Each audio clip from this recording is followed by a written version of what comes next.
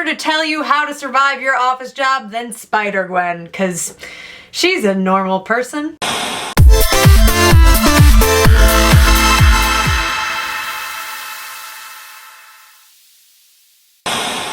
So like many other people in this world, I work in an office. I've been working part-time in an office for about a year and a half now.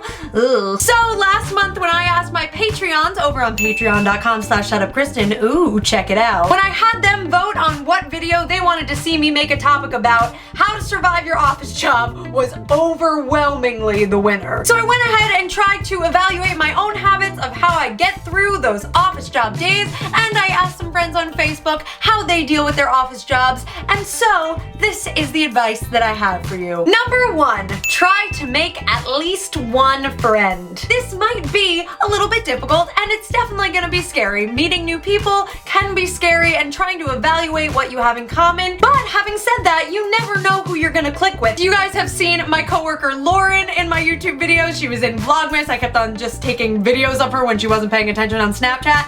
I'm a great friend. We didn't talk for the first like 2 months that I worked at my job, I want to say, and then we suddenly realized that we have the same sass levels, and that it was all friendship from there. So while it may seem daunting and intimidating at first, it's really important. You want to be able to have like casual conversations with someone, and honestly, when things are going badly, you can both bitch about the same things. Tip number 2, podcasts. I listen to an average of like 4 one-hour podcast episodes per day. Now, while my job does involve answering phones and making phone calls, for the most part, I'm working on my computer, which is what makes that so great for me. If you're someone who is on the phone like all day long, maybe you work at a call center, then this is probably not gonna work for you, so sorry. But for those of you who have similar jobs to mine, they balance being just distracting enough that I can focus in on them and enjoy them, but not too distracting that I can't do my job properly. Tip number 3, snacks. Particularly as I've gotten older, I have noticed the moment that I become hungry, because no longer can I ignore my hunger. Oh no, it is all encompassing. It's like you're sitting there and then suddenly you feel it and you start to think about it. Like you start thinking about a burrito, and then all you can think about is burrito, and then your boss is telling you to something, but all you can think about is burrito, and how can I acquire a burrito? There's no burrito stand near here. How am I gonna get a burrito? And then it's all over from there. And the easiest way to cure this is to either prepare meals for yourself to bring to your office job, or supply yourself with snacks. The only really recommendation that I make for your office snack is try and make it healthy, because that will effectively help you get more energy, and it's just a better habit for, if this is gonna be your everyday life. But honestly, if you wanna make it something junk food, I totally understand and I'm not judging. Burritos. Tip number 4, get fun office decorations. Now, I'm not saying go out and spend a ton of money and get super extravagant office desk decorations, but make your space your own. That could just mean changing your desktop wallpaper if you want. Bottom line here is that if you like the space that you are working in, if you have little things that are gonna just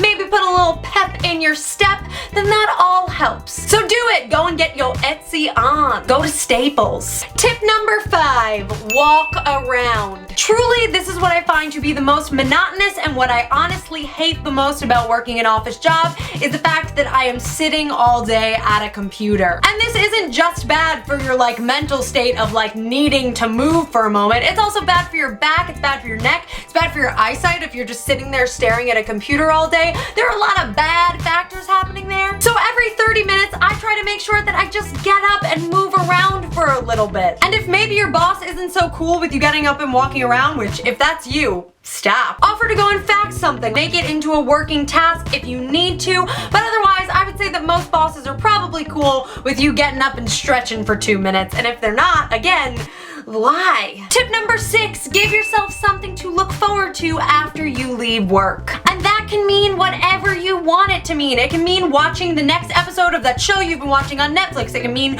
going out and grabbing drinks with your friends. It can mean going to the gym for an hour.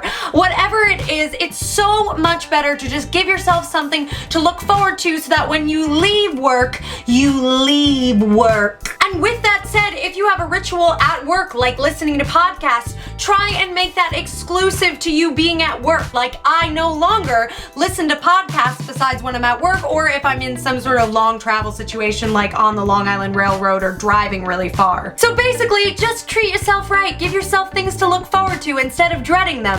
Which brings us to our last tip. Tip number 7, try not to dread your job. Reason number 1, it's pointless. Unless you plan on quitting that day, you're gonna have to still do it. Reason number 2, it's just bad for your mental health. You don't want all that negativity just swirling around. Because if you yourself are already penting up all of this negativity, when you get to work, of course something is gonna set you off, or of course something is gonna go badly, because truthfully, you're perpetuating it in your brain. What works for me, which probably isn't in the long run the best habit, but whatever. I'm not someone who likes to have a lot of time in the morning. I like to give myself as much time as I need to get dressed, make coffee, brush my teeth, get in my car, go to work. And so I figured out for me exactly how much time that takes, and so I sleep until I need to, and I get out of bed, I get dressed, I go to work, and so I don't have time to think about it. Maybe for you it's eating breakfast or going to Starbucks or Dunkin' Donuts to get your everyday coffee. Whatever it is, you will figure it out